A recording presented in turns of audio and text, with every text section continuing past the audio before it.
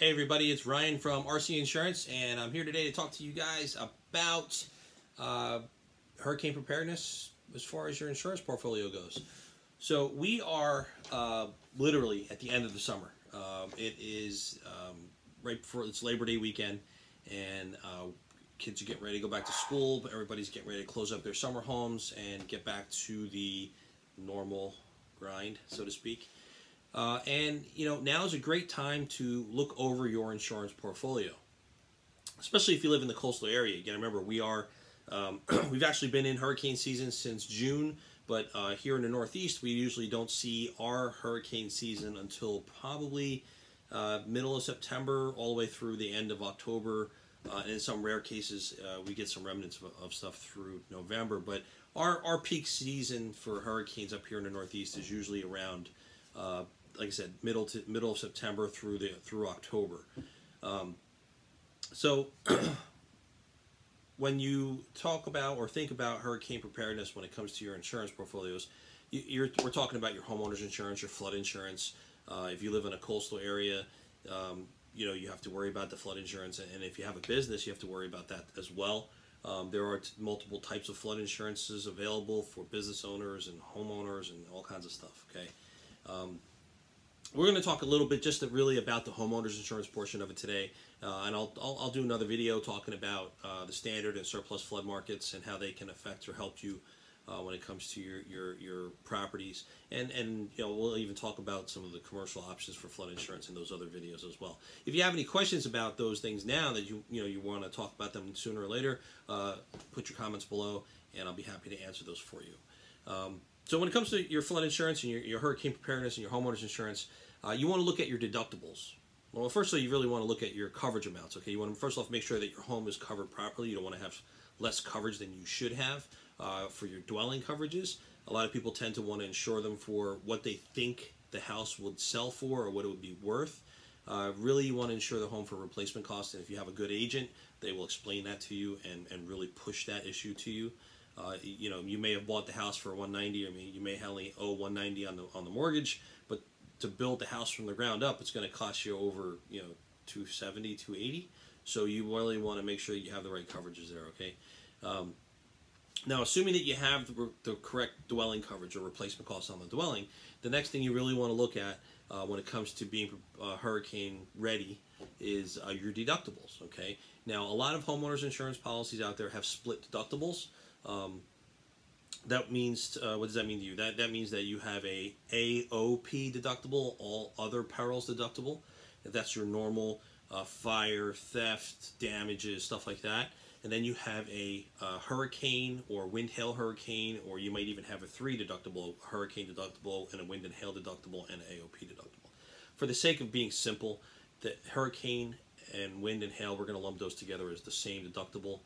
If you happen to have 3, then you need to probably get a new policy with the company that only offers you 1 or 2. Okay, so your deductible, your AOP deductible.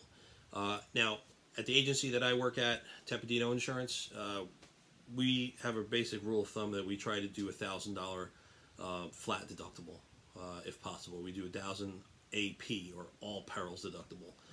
We do offer policies that have the split deductible. However, we don't really sell them very often because the policies that we do offer with the single deductible usually have better coverage, and who wouldn't want a single low deductible for a low rate, right? So if you know, whatever you're comfortable with your deductible, and obviously whatever your mortgage company would allow, for the general rule of thumb, $1,000 is pretty on point where you would want to be.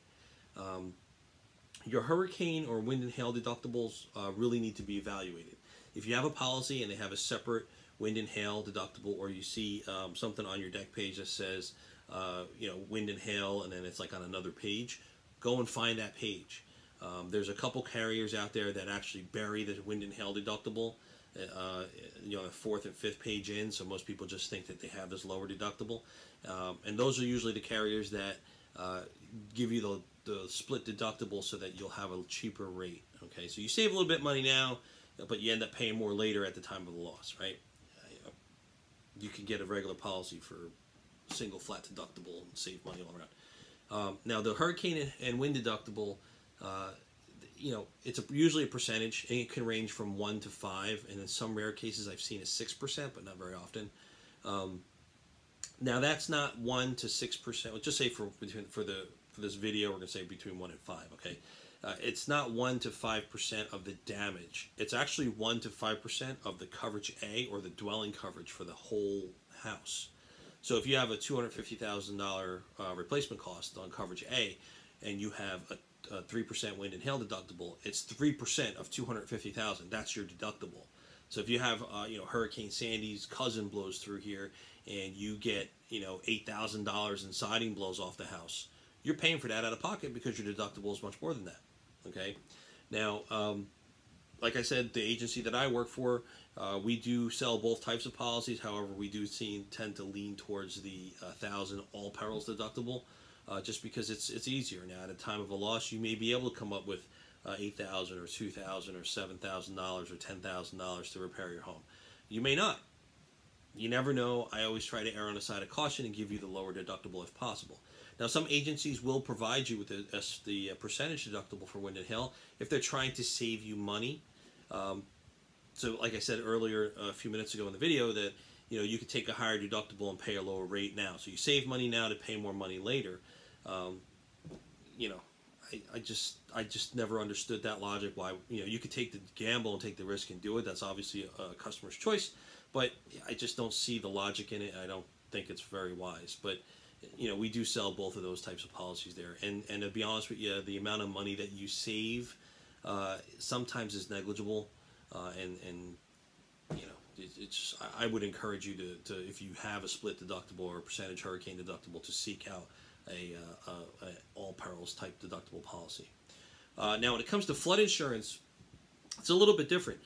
Flood insurance, obviously, covers water flowing into the structure from the outside on the ground level. Okay. Now, your deductibles there range from $1,500 all the way up to $10,000. Now, most mortgage companies will not allow a $10,000 deductible, but the rule, you basically you pick your deductible, and your agent or your agent will have to go and confirm that that's acceptable to the mortgage company.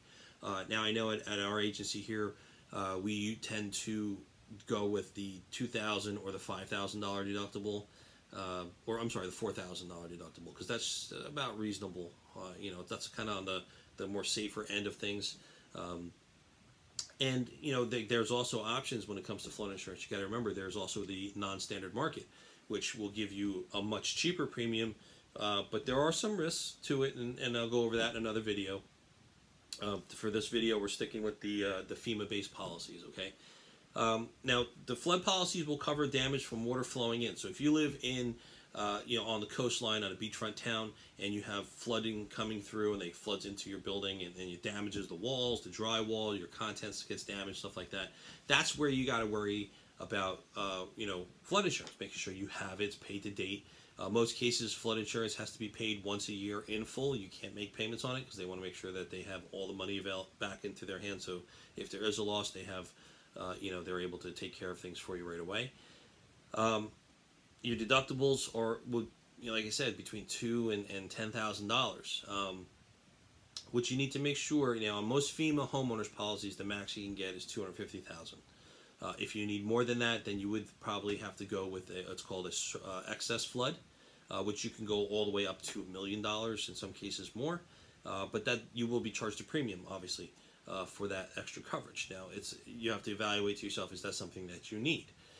One good rule of thumb on how to figure that out is if you own a beachfront property and it's a single floor and you're prone to flooding, and the house itself is replacement cost is more than $250,000, then obviously this excess flood would be a good option for you there, and contents coverage too. You can. You have to make sure that your stuff inside your home is protected, or you're going to get replaced. That would be your bedding, your any throw rugs, your furniture, coffee tables, appliances, TVs, things of that nature. If there's a flood coming, you can't secure your home, get that stuff out of there to higher ground, then all that stuff's going to get lost if you get into a flood.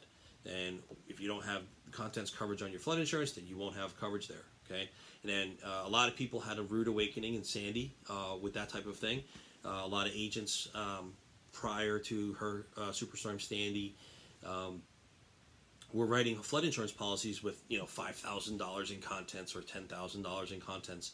And when claims started rolling through, people said, well, you know, I have over $10,000 worth of furniture, my living room, dining room, bedroom, you know, my TVs, all this stuff was lost. And you know, unfortunately, they either had zero contents or they had $5,000 or $10,000 in contents, which got them very little, if anything, back when it came to the claim. You know, when you're insuring your contents on a flood policy, it's going to cost you money. Nothing is free when it comes to insurance. You know, I mean, most people can understand that and relate to it. But if you have, you know, reasonable amount of contents on the first floor of your home, you want to make sure you're covering at least the core essentials, your furniture, because that's obviously what good is a home if you get it repaired, but you don't have anything to put in it, right? And again, you know, it's all relative to what the customer wants. However, these are things that we try to bring up to people when we're talking to them about their insurance in our office. You know, flood insurance is it's a necessary evil. If you have a mortgage on your home, you need flood insurance. If you have a home near the water or that's prone to flooding, and you don't have a mortgage on the property, you don't have to have flood insurance, but it is wise to have it, because if you don't, then again, you have a flood through there, your whole $300,000 beachfront home or $400,000 beachfront home is gone, and you have no coverage for it. You can apply for some FEMA disaster relief, and God knows how long that'll take for you to get paid and get your home repaired. So when it comes to insurances and for hurricane season, you know, part of being prepared for hurricane season is making sure that your insurances are paid to date and that you have the correct coverages and your deductibles are where you need them to be. If you're not sure about what you have or how your deductibles work, obviously this is an informational video for you guys here on YouTube. I would suggest you call your agent and ask your agent to explain things to you either on the phone or go in there and ask them to explain everything out, show you on the declarations page where everything is and how those coverages work. If you're not getting the answers you need, I'm happy to help you guys out. You can message me or inbox me here, and I'll get you my contact information, and you can you know, send your information over to me, and I'm happy to go over everything with you as well. You can call us in the office. You know, again, I work for Tepidino Insurance. Or my number there is 609-910-0193, and you know, we can go over everything for you. I'll tell you, you know, how your policy looks and see how if there's any way that we can help you out if you can't get a reasonable quote for insurance on the shore or the coast. Definitely, you know, we're shore specialists. We have over, I think collectively within the office, we have over 40 years of experience on the coastal areas. So we have the carriers that can give extremely competitive rates with, you know, $1,000 all perils deductibles. So, you know, if you can't get the answers you need from your agent, message me, inbox me. If you don't want to talk to me, then, you know, search out a new agent. All right, your agent that you have now should be able to help you out. But if, like I said, if you can't, I'm here. I'm happy to help you guys out if I can. As always, I'll be posting up videos again for the next. I don't know. I'll try to do at least 1 or 2 a week. I had taken some time off during the summertime to, you know, enjoy the summer, obviously, and spend some time doing some other stuff. But you know, I'll start back up doing these videos again, either 1 or 2 a week. Next week the next video I'll do is probably going to be flood insurance, or I'm sorry, flood insurance for commercial exposures like businesses, boardwalk shops, stuff like that. I'll explain to you guys how that works a little bit and see if you guys have any questions. So don't forget, subscribe to the channel, like the video. Any questions or comments, post them below, and visit me on Facebook at facebook.com/RC Insurance. Take care, guys. Have a good day.